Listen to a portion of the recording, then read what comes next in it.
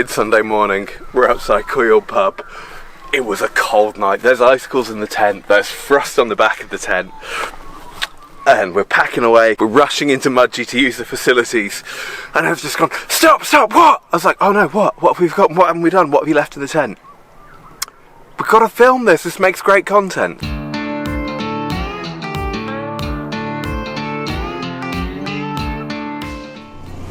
Chase me.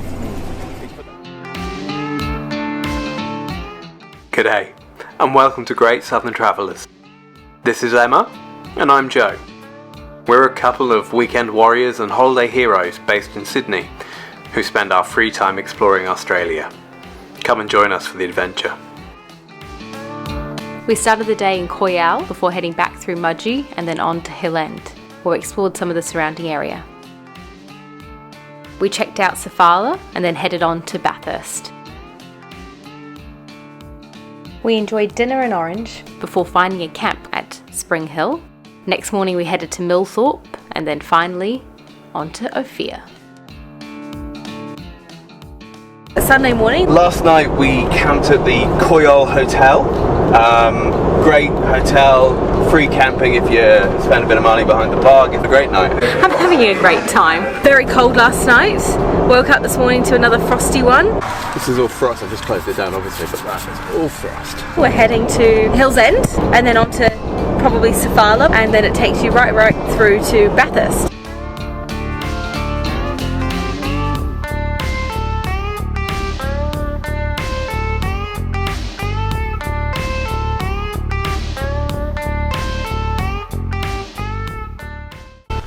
We're in Fossick country, so we're just outside Hill End, and there's a sign that says Fossicking 100 metres. So we went to the Fossicking side. So we're going to get down to the stream coming through. It's Crown land, so we can't actually Fossick without permission. So we won't. There won't be any gold for us today, but we're going to go and have a look at what it would have been like.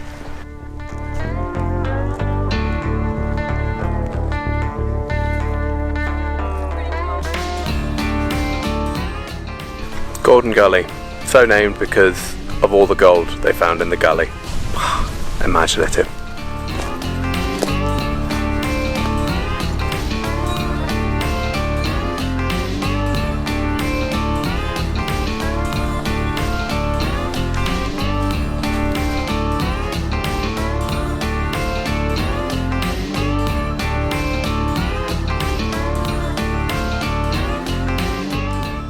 We're in Hill's End and we've come up to Merlin's lookout.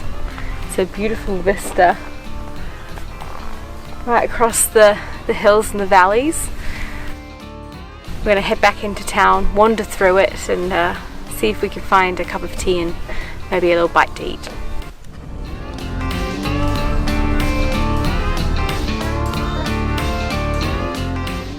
Joe has found us a shortcut.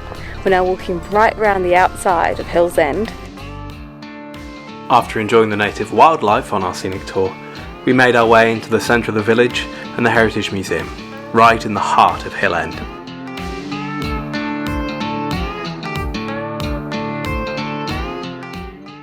So we're still in Hill's End. We've laid out the tray of the ute. Just made ourselves a chicken cheese wrap and had some Pepsi Max. It's the benefit of having a fridge, you know.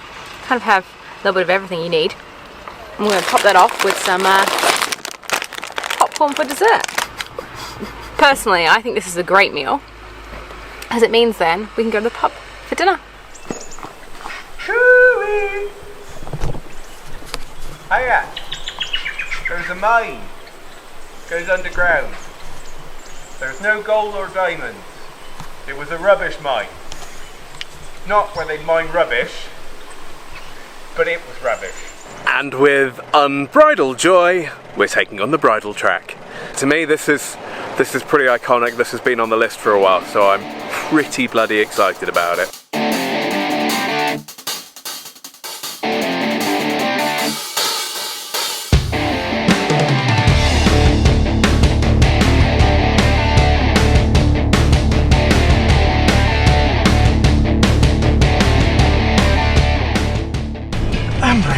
And breathe.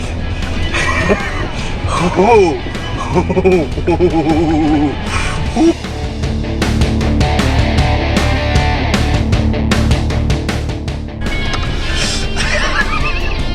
didn't we film that? What? Why didn't you get out and film that from the other end? Should we do it again?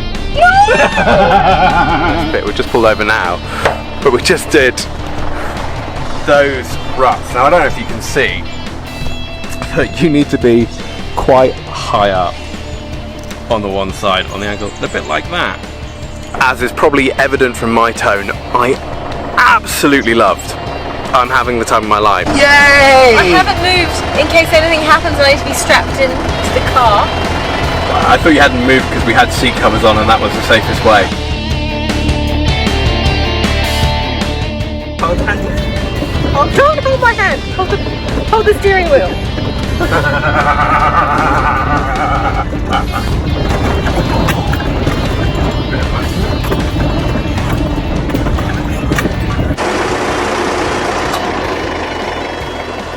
Very happy to be back on normal soil. Was there any fun to it? Yeah, like a little bit. I, on the other hand, have literally had the time of my life. That was so much fun. And look, we're doing it in a stock standard Triton. We haven't done the suspension. We haven't done bloody anything, really. It's a touring setup. So we're in Sofala, and so far, so good. We're enjoying what we're seeing, but we're just kind of, I don't know, seeing so much of it. Well, we're still loving it. It literally says, oh, does it? On the brown sign, you may walk on the pathway, but do not climb upon the structures. Woo woo! I'm a train. So we're at Spring Hill Recreation Centre.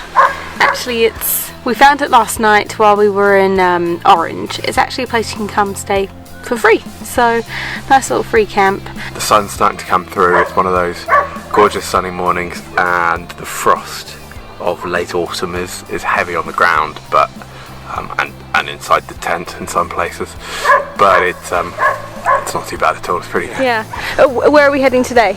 We're going to go down to Millthorpe first, historic town that we're really pretty close to here in Spring Hill, and then we're gonna end at the beginning, and we're gonna go up to Ophir. Then we've completed our little New South Wales gold circuit.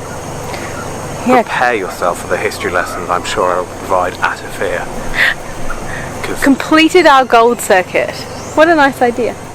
So we're at Millthorpe, which we didn't have on our agenda, neither of us have ever heard of. It's a gorgeous little town between Orange and Blaney. I'm at the train station at the moment, which is beautiful, 1862. And they do 2 trains a day, one in each direction, one to Dubbo and one to Sydney.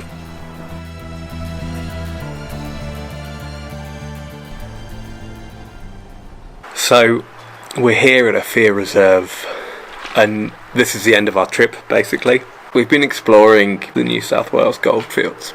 There's a bit of disputed history, as you'd expect, as there always is with gold, around who found what and when. Realistically though, this is where payable gold was first acknowledged in what is now Australia. And as such, it's the birthplace of the Australia that any of us that live here, or any of us have ever visited, know, and in my case certainly love.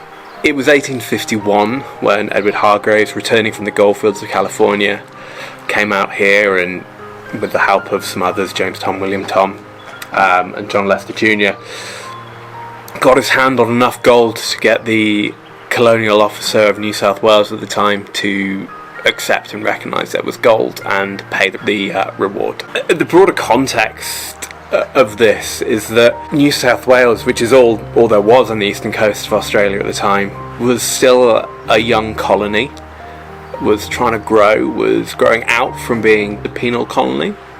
It had pioneers moving inland, you'd had establishments at Mudgee, at Orange, but they were losing people to the goldfields of California. There was a highly movable European population that was going wherever the money was. And the reality is that you can draw a straight line from gold being found here at Ophir to huge immigration from Europe, from East Asia, from across the world, from the US to Australia, that made Australia the multinational, multicultural place it is, you can draw the line straight through the formation of a country. They describe this here as a cradle of a nation, and there's so many moments that make this the cradle of a nation. So it was really important to me, even though the site's got next to nothing, but it's still such an important point in the development of the country of Australia that we know now. We've now explored a majority of what we can find around the New South Wales goldfields. I've actually been really fascinated by the history. I know you have. Always. As ever, we've been rushing around. It's been 2.5 days of us flying around in the car. We've done 1,000 kilometres so far. I've just really enjoyed it. We've had a fantastic time. Hopefully you guys enjoy it, and we'll see you again in the future. Hold my hand. Hold the steering wheel. I'm having a great time. Woo woo! I'm a train. Thank you for joining us on our tour of the New South Wales goldfields. A racing visit that couldn't do justice to an area so steeped in history or so rich in food and drink. We'll be back, and we hope one day you can make it too. If you enjoyed this video, hit the thumbs up, leave us a comment, subscribe, and hit that notification bell so you never miss an episode. You can also follow our adventures on Instagram. Until then, Hooroo!